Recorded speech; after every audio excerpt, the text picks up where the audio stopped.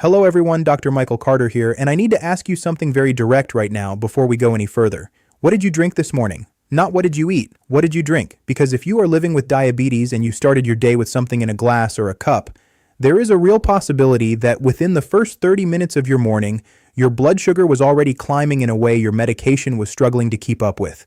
And here is what makes this so frustrating. So deeply, silently frustrating. It probably wasn't soda. You already know soda is off the table. It wasn't a candy bar dissolved in water.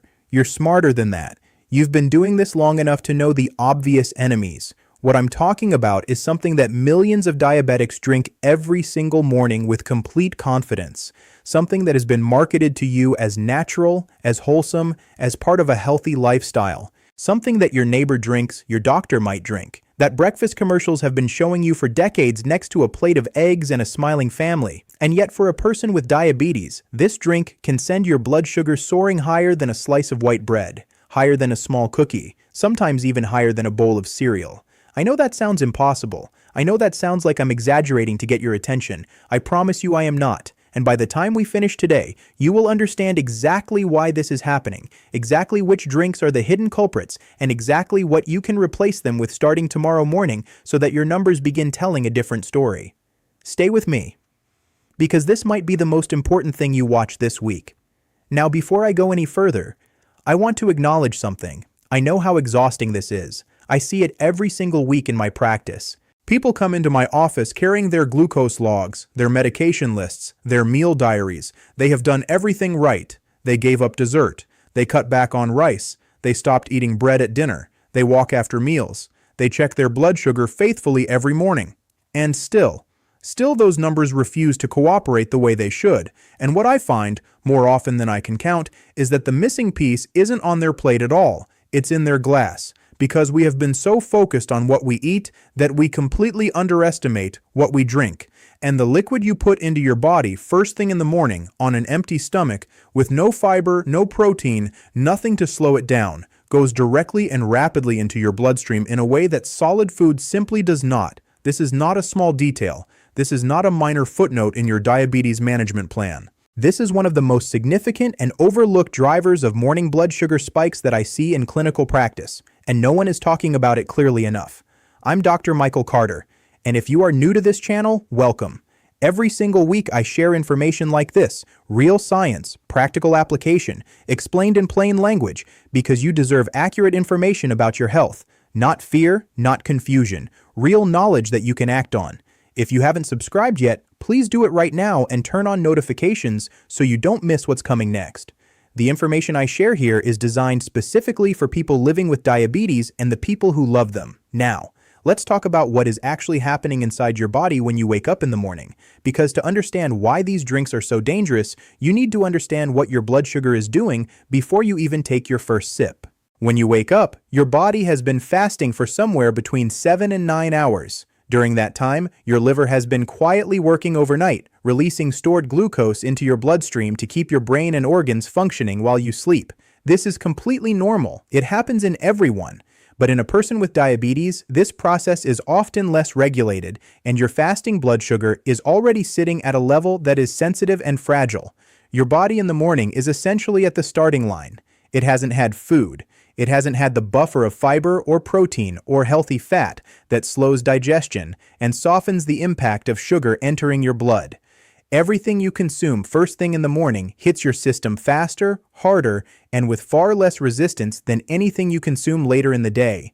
Now imagine taking that vulnerable, fasting, already sensitive blood sugar system and pouring liquid sugar directly into it, no chewing required. No digestion slowing things down, just pure, rapidly absorbed carbohydrates rushing into your bloodstream in minutes. That is what certain morning drinks do, and that is why a person with diabetes can check their blood sugar at 7 a.m., see a number like 130, feel cautiously optimistic, drink what they believe is a healthy morning beverage, and then check again at 7:45 a.m. and see 195 or 210. Or higher, and they have no idea why. They didn't eat anything, they just drank something healthy, and their blood sugar nearly doubled in 45 minutes. That is the silent damage I am talking about, and in the next part, I am going to tell you exactly which drinks are causing this, and why the science behind them is not what you were told. So let's name them. Let's actually name the drinks that are doing the most damage to diabetics every single morning, because vague warnings help no one.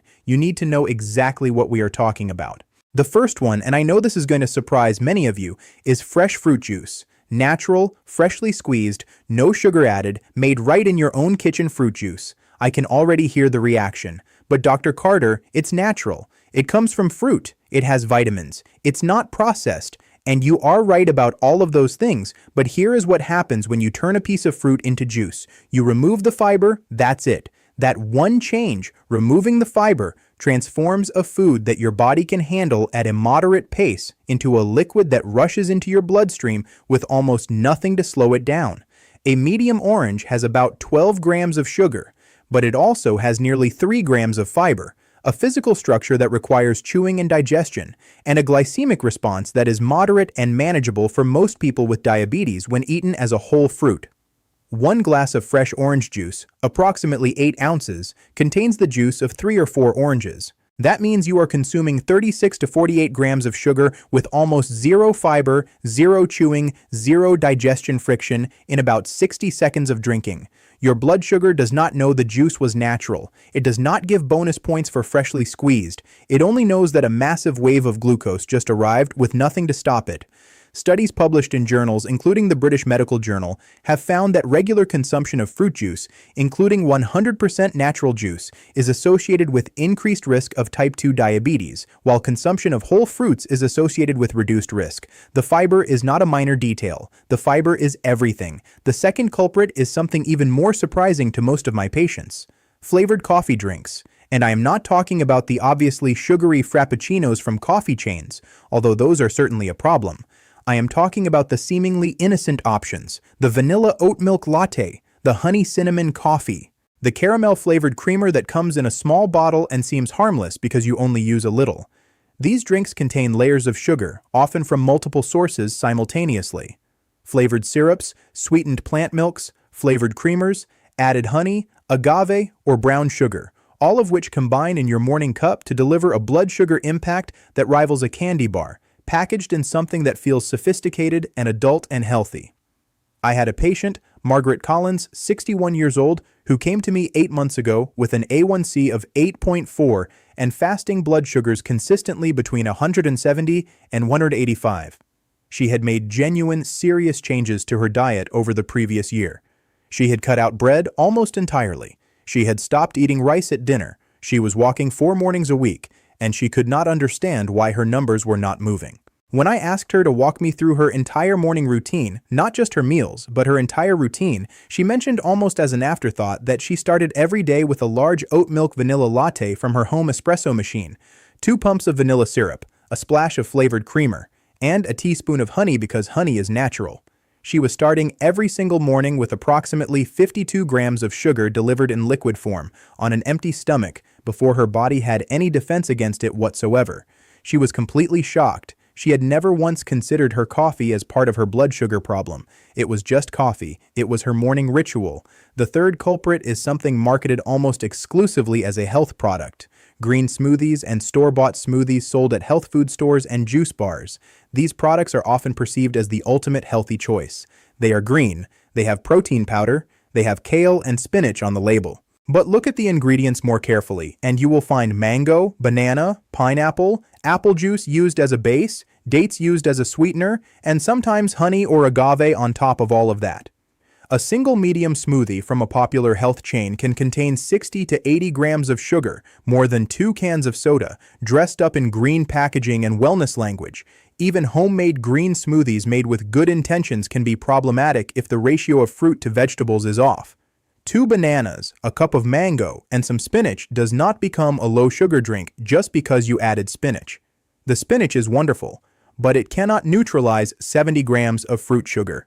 And then there is the fourth one, the one that genuinely surprises almost all of my patients when I bring it up: certain herbal teas and wellness drinks that contain honey, agave, or fruit sweeteners as part of their formulation. Drinks marketed with words like cleanse, detox, balance, or metabolic support. Many of these products contain more sugar per serving than you would ever guess from looking at the packaging, and because they are framed as medicinal or therapeutic, people consume them with zero suspicion. Your blood sugar does not read the label. It only measures what arrived. In part 3, I am going to tell you exactly what happened to Margaret after we made one simple change, and I am going to give you the specific replacement drinks that actually support your blood sugar instead of destroying it. So let me finish telling you about Margaret Collins, because her story does not end with that shocking realization about her morning latte. It ends somewhere much better, and I want you to hear it because I think it will mean something to you. After that appointment, Margaret sat quietly for a moment, and then she looked at me and said, "Dr. Carter, I gave up so much. I gave up bread. I gave up my favorite foods. I changed how I cook dinner." I told myself it was worth it because my numbers would come down, and the whole time, the thing that was holding me back was my morning coffee. She wasn't angry. She was something harder to watch. She was tired in the way that only people who have been genuinely trying and still failing understand. That deep, bone-level exhaustion of doing everything right and still seeing the wrong numbers every morning. I told her what I tell every patient in that moment. You were not failing. You were working with incomplete information. And incomplete information is not your fault. It is my job to give you the complete picture. We made one change. Just one, to start. We replaced her morning oat milk vanilla latte with a drink I will describe in detail in just a moment. Everything else stayed the same. Her meals, her medications, her walking routine. One change. 2 weeks later, she sent me a message through our patient portal. It said, "Dr. Carter, I tested my blood sugar every morning this week. It was between 138 and 147 every single day. It hasn't been below 160 in over a year. I didn't change anything else, just the drink." After 6 weeks, her fasting blood sugar average had dropped from 178 to 149. After 3 months, her A1C came down from 8.4 to 7.6. Her energy levels improved significantly because her blood sugar was no longer crashing mid-morning from the spike and rapid drop that her previous drink was causing. And she told me something that I find myself repeating to other patients regularly. She said, "I finally feel like my mornings are working with me instead of against me. That is exactly what the right morning drink can do. And now I want to give you the complete list of what to drink instead, with the science behind each one so you understand not just what, but why." The first and most powerful morning drink for a diabetic is plain water. I know that sounds too simple. I know it sounds anticlimactic after everything we have discussed. But hear me out. Water has a glycemic index of 0. It supports kidney function, which is critically important for people with diabetes because high blood sugar over time places real strain on the kidneys. Staying well hydrated in the morning helps your body clear excess glucose more efficiently through normal kidney filtration. If plain water feels too bland first thing in the morning, add a slice of lemon or cucumber. These additions do not spike blood sugar, and they make the water significantly more pleasant to drink. Starting your morning with 12 to 16 ounces of water before anything else is one of the simplest and most overlooked strategies for supporting stable morning blood sugar. The second excellent option is plain black coffee in moderation. And I want to be precise about what I mean by plain. No syrups, no flavored creamers, no sweeteners of any kind, including honey, agave, or coconut sugar. Just coffee. Black coffee contains compounds called chlorogenic acids that research suggests may help slow the absorption of glucose and improve insulin sensitivity over time. 1 to 2 cups of plain black coffee in the morning is something most people with type 2 diabetes can include without a significant blood sugar impact. If you cannot tolerate black coffee, a small splash of full-fat unsweetened dairy milk or unsweetened almond milk is acceptable because the fat content slightly slows absorption and the carbohydrate impact is minimal. What you want to absolutely avoid is any form of sweetener. Even a single teaspoon of honey in your coffee delivers approximately 6 grams of rapidly absorbed sugar with no fiber buffer. Multiplied across 365 mornings per year, that is a daily blood sugar hit that compounds in ways that show up clearly in your A1C. The third excellent option is unsweetened green tea. Green tea contains a compound called EGCG, epigallocatechin gallate, which has been studied extensively for its potential role in improving insulin sensitivity and reducing inflammation, both of which are particularly relevant for people living with type 2 diabetes. Multiple studies have found associations between regular green tea consumption and improved blood sugar regulation. Brew it simply. Hot water, 1 green tea bag, 3 to 4 minutes, nothing added. If you want a mild natural flavor variation, try adding a small slice of fresh ginger, which has its own separate evidence base for supporting blood sugar regulation. The fourth option is something I recommend specifically for people who miss having something creamy and comforting in the morning: unsweetened almond milk or unsweetened coconut milk warmed with a small pinch of cinnamon. Cinnamon has been studied in multiple clinical trials for its potential to improve fasting, blood sugar, and insulin sensitivity. While it is not a medication and it is not a replacement for your treatment plan, it is a completely harmless addition that some people find genuinely helpful and that makes a warm, comforting morning drink with essentially zero blood sugar impact. And I want to come back to whole fruit versus juice one more time because this is important enough to repeat. If you love fruit in the morning, eat it. A whole orange, a small handful of berries, half a green apple with the skin on. Eat it. Do not juice it. Do not blend it without vegetables to balance the sugar load. Eat it whole, ideally after your protein, so the fiber has support from the protein in slowing the overall absorption. Fruit is not your enemy. Fruit without its fiber delivered in liquid form is what creates the problem. Coming up in part 4, I am going to give you the exact morning drink plan you can follow starting tomorrow, and I am going to address the most common questions I hear from patients about morning beverages and diabetes. Alright, let's make this completely practical, because information without a clear action plan is just interesting conversation, and what I want for you is actual change in your numbers starting as soon as tomorrow morning. Here is the exact morning drink plan I give my patients with type 2 diabetes who want to stop letting their beverages undermine everything else they are doing right. The moment you wake up, before anything else, drink 12 to 16 ounces of plain water, room temperature or cold, whichever you prefer. This does several things simultaneously. It rehydrates your body after 7 to 9 hours without fluids. It begins supporting kidney function. It helps your body start clearing the overnight glucose your liver has been releasing. And it gives you something to do with your hands in your morning ritual while your breakfast is being prepared, which helps reduce the impulse to reach for something sweet just because your morning routine feels incomplete without a flavored drink. After your water, if you drink coffee, have 1 to 2 cups of plain black coffee, or coffee with a small splash of unsweetened almond milk. Drink it with or after your breakfast, not before on a completely empty stomach, because for some people with diabetes, caffeine alone on an empty stomach can trigger a mild cortisol response that temporarily raises blood sugar. This is not universal, but it is common enough that I always recommend having at least a small amount of food or protein first. If you prefer tea, choose unsweetened green tea or plain black tea. Both are excellent options. Avoid any pre-mixed bottled teas because the vast majority of them, even the ones labeled as natural or lightly sweetened, contain significant amounts of added sugar. With your meal or after it, if you want something warm and comforting, try that unsweetened almond milk with cinnamon I mentioned earlier. It feels indulgent. It feels like a treat. Your blood sugar will not even notice it. And throughout the morning, keep water accessible. Keep a glass or a bottle within reach. Mild dehydration actually makes blood sugar management harder because your blood becomes more concentrated when fluid levels drop, which temporarily raises the apparent glucose concentration. Staying hydrated is a free, effortless strategy that too many people overlook completely. Now let me answer the questions I hear most frequently from patients when we have this conversation, because I know some of you are thinking them right now. Question 1. What about diet sodas or zero sugar drinks? Can I have those in the morning? This is nuanced, and I want to give you an honest answer. Diet sodas and zero sugar beverages do not contain sugar, and technically do not raise blood sugar directly in the short term. However, research over the past decade has raised legitimate questions about whether artificial sweeteners may affect the gut microbiome in ways that could influence glucose metabolism over time.